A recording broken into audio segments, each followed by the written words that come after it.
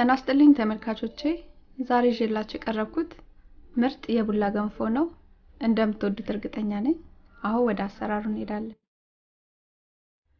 በመጀመሪያ ቡላውን ነፍቼና በውሃ በጥብጬ ለ2 ሰዓት ያህል አቆይቼዋለሁ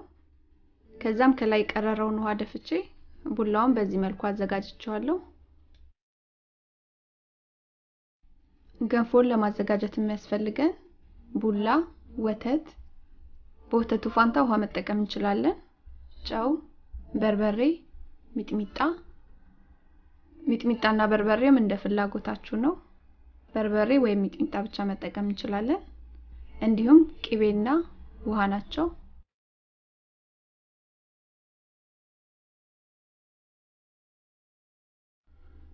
ቡላውን ለማገንፈ ያዘጋጀሁትን 1 ኩባያ ውሃ ድስት ላይ አድርግና ትንሽ ቅቤ ጣል አድርጌበት እስኪፈላ ድረስ ጠብቃለሁ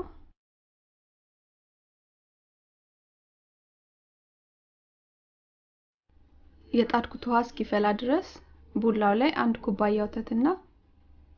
በቂ ነው ያልኩትን ጨው አድርጌ በደንብ አዋህደዋለሁ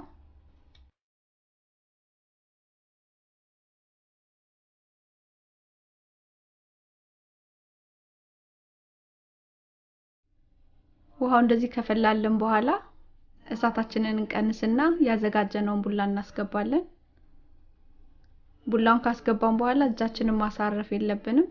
በደንብ ማማሰል አለብን እንዳይጓጉልብን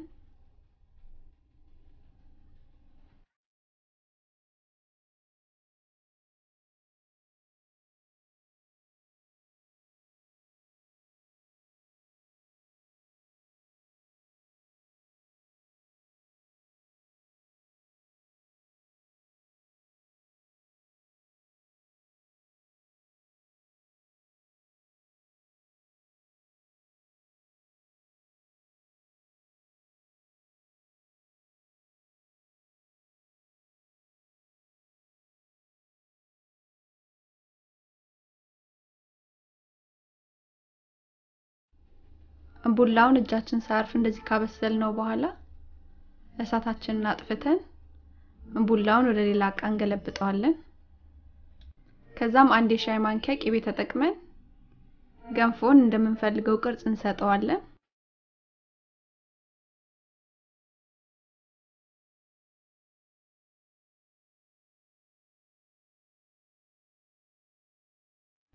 ገንፎ እንደዚህ ቆንጆ አድርገን ቅርጽ ካስያዝነው በኋላ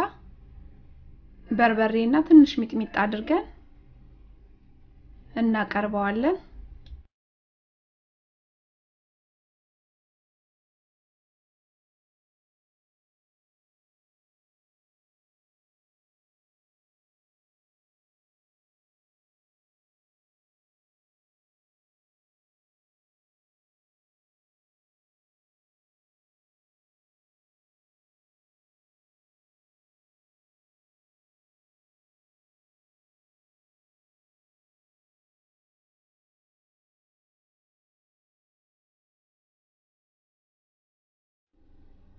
ይሄን ይመስላል ምርጥ የቡላ አሰራር